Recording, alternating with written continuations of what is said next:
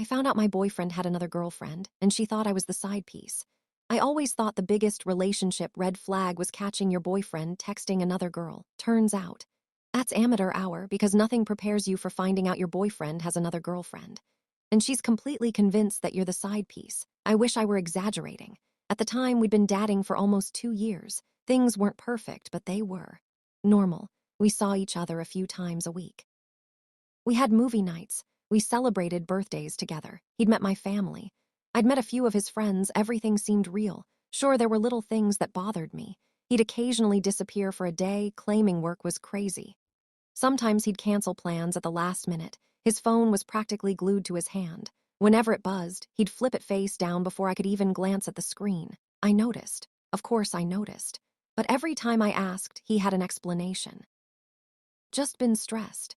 My boss keeps calling. My cousin needs help.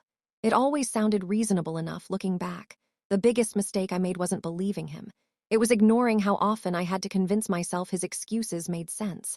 Then one Saturday morning, everything changed. I was at my favorite coffee shop waiting for my order. The place was packed. People were chatting. Baristas were shouting names. It was just another busy weekend. My phone buzzed. Instagram.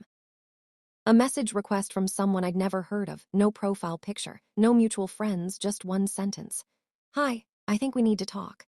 Now, if you're anything like me, your first instinct is to ignore messages like that. Usually they're spam or scams or someone trying to sell you something, but something about it felt different, so I opened it. The next message came almost immediately. Are you dating Ethan? My stomach dropped, not because I thought he was cheating, at least. Not yet. Because nobody randomly asks that question, I replied. Yes, why? 3 dots appeared, disappeared, appeared again. Finally, she answered. Long, I stared at the screen. That was an odd question. Almost 2 years. There was no response for nearly a minute. Then my phone started exploding with notifications, photos, screenshots, selfies, pictures of Ethan with her, at the beach, at restaurants, holding hands, celebrating what looked like an anniversary dinner. At first, I thought they were old pictures, maybe an ex. Maybe someone trying to cause drama. Then I noticed the dates. Some of them had been posted. Just weeks ago, one photo made my heart sink. He was wearing the exact same jacket he'd worn on our date the previous Friday, except, in her picture, they were celebrating what she captioned as one amazing year together. Year? That didn't make sense. We'd already been together for almost 2. I typed the first thing that came to mind. Who are you? Her reply was immediate. His girlfriend. I actually laughed, not because it was funny, because my brain refused to process it. No, I replied. I'm his girlfriend. There was a long pause, then she sent a screenshot. It was a picture of them together with dozens of comments from friends calling them the cutest couple. The post was public. How had I never seen it? Then I realized. He'd never followed me from his main account. He always said he barely used social media, apparently. That wasn't true. I opened his profile. Or at least the one she had tagged. I couldn't believe what I was seeing. Hundreds of posts, years of photos, trips, birthdays, family gatherings, and somehow I'd never known the account existed. Then it hit me. I wasn't blocked. I'd simply never been told it existed. The woman messaged again. Think you've got the wrong guy. I sent her a selfie, one Ethan had taken of me himself during a weekend trip. She immediately replied, That's impossible. I sent another picture, us at a concert. She answered with another photo. The same concert, different day, or so I thought, until I zoomed in, same stage setup, same outfits, same weekend. He'd somehow gone to the same event with both of us. I felt sick. She finally asked me, When's the last time you saw him? I answered honestly. Yesterday. The typing bubble appeared instantly. He told me he was visiting his parents. That's when both of us realized something. Neither of us was the other woman. We were both being lied to. And judging by the timestamps, he'd been keeping this double life going for over a year, instead of arguing with each other. We started comparing notes. That's when the puzzle pieces began fitting together in the worst possible way. The more we talked, the stranger everything became. At first, we were both a little defensive. I think that's natural. Neither of us wanted to believe we'd spent so much time with someone who wasn't who he claimed to be, so we started with simple questions. What's his favorite restaurant? We gave the same answer. What movie does he watch every Christmas? Same answer. What does he always order when he gets coffee? Again, exactly the same. It was almost unsettling. It was like we were talking about the same person. Because we were, then she asked something that caught me off guard. Does he always disappear on Wednesday nights? I stared at my phone. Yes, told me that's his late work shift. I couldn't help but laugh, not because it was funny. Because I'd heard the exact same excuse. Every single Wednesday, she sent a voice message. You could hear the disbelief in her voice. I can't believe he used the same excuse on both of us. Neither could I. Over the next hour. We compared calendars. She'd tell me a date. I'd check my photos. Sometimes he'd canceled plans with me, only for her to send a picture of the two of them having dinner that same evening. Other times, it was the opposite. He'd canceled on her because of an important meeting. Meanwhile, I'd been sitting next to him watching a movie. The excuses weren't even creative. He just recycled them. At one point, she sent me a screenshot of a text. "Sorry, babe, my phone died." Burst out laughing, not because it was hilarious, but because I'd received that exact message 2 months earlier, word for word. Even the emoji at the end was the same. He wasn't just lying, he had a template. Eventually, curiosity got the better of me. I asked, "So, how serious did you think your relationship was?" There was a long pause, then she replied, "I thought we were talking about moving in together next year." My heart sank because so were we. He'd had almost identical conversations with both of us. Same promises, same future plans, different audience. That's when I realized something that made my skin crawl. How many times had he accidentally mixed us up? Had he ever called one of us by the other's name, sent the wrong picture, mentioned a conversation that never happened? Apparently, he was incredibly careful, or incredibly lucky. Then she asked a question neither of us had considered. What if there are more? I stopped typing. The thought hadn't even crossed my mind. But now, I couldn't ignore it. If he'd managed to keep 2 relationships hidden for over a year, who's to say there weren't 3 or 4? We didn't have any evidence of that. But suddenly it didn't seem impossible anymore. Around that time, she suggested something I wasn't expecting. We should meet. Normally, meeting a stranger from the internet because you're dating the same guy sounds like the beginning of a terrible decision. But after everything we'd uncovered, it actually made sense. We picked a small cafe halfway between where we both lived, public place. Middle of the afternoon. If nothing else, we'd finally know we weren't being played by someone making fake accounts. I'll admit, I was nervous, not because of her, because I didn't know what to expect. Would she hate me, blame me? Would it turn into an argument? I arrived about 10 minutes early, ordered a coffee, and waited. Every time the cafe door opened, I looked up. Finally, a woman walked in holding her phone, looking around the room. Our eyes met almost immediately. She looked at her phone, then at me. I did the same without saying a word. We both knew. She walked over. Hi, hi. There was an awkward silence, then completely out of nowhere, we both started laughing. Not because anything was funny, because the situation had become so unbelievably ridiculous. After a few minutes, we settled down and started comparing everything face to face. She showed me gifts he'd given her. I froze. One of the bracelets looked incredibly familiar. Not because I owned one, because I'd helped him pick it out online. He'd told me it was for his cousin's birthday, apparently. His cousin had excellent taste in jewelry. Then it got worse. She pulled out a photo of a weekend cabin trip they'd taken a few months ago. I recognized the cabin instantly, because he'd canceled plans with me that weekend, claiming he had to attend a mandatory work conference. The lies weren't random, they were organized, almost scheduled.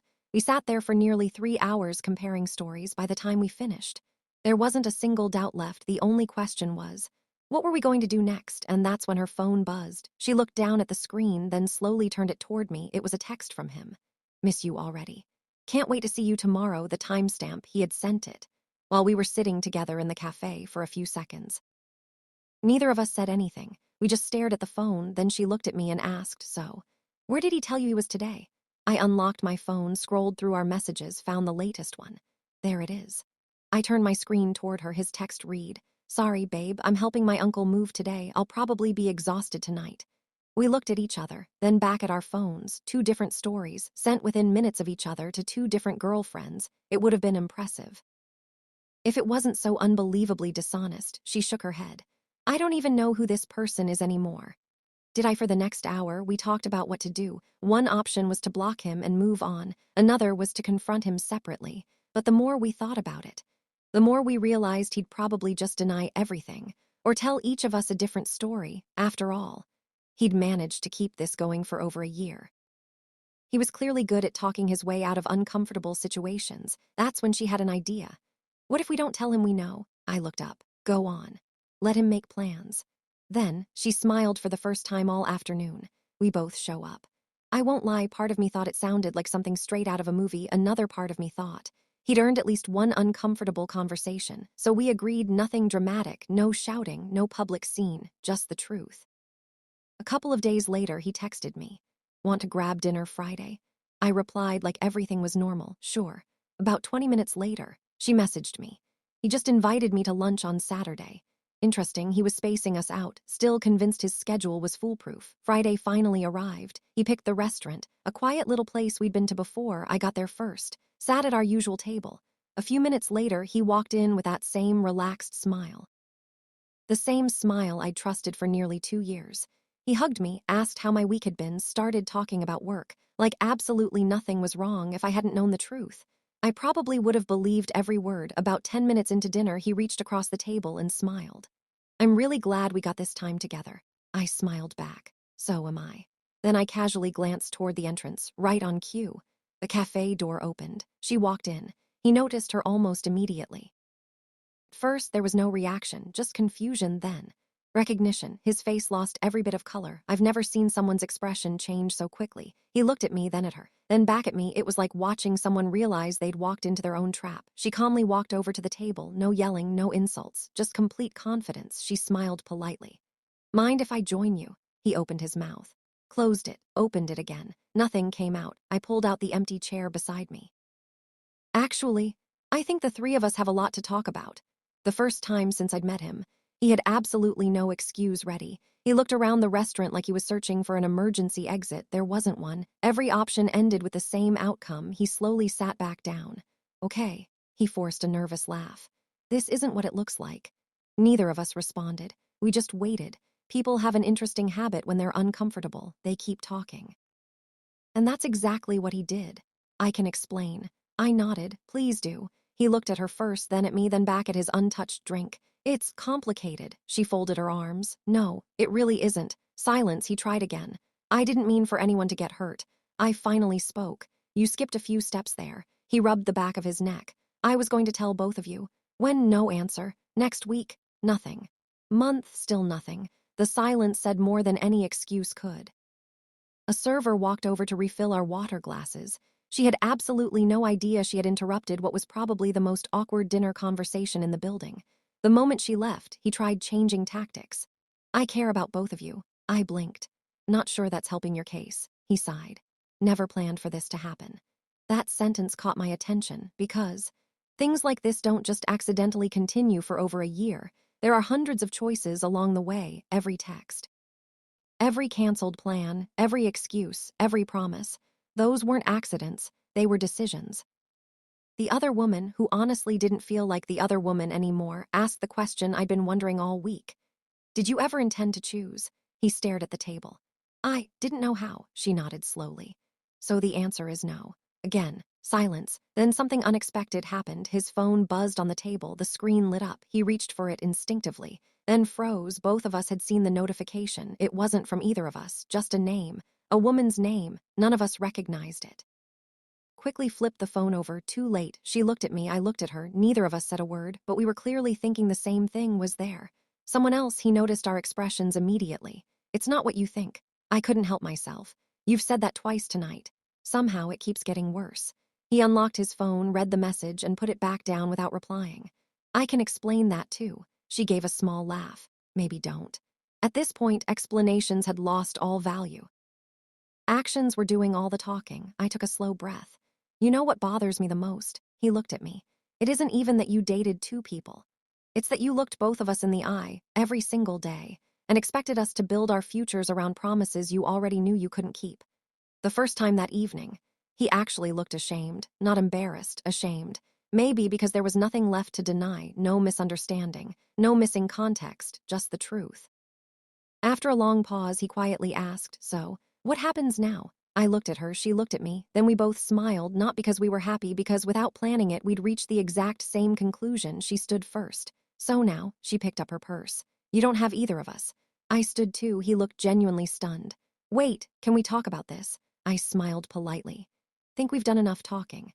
As we walked toward the exit together, he called after us one last time.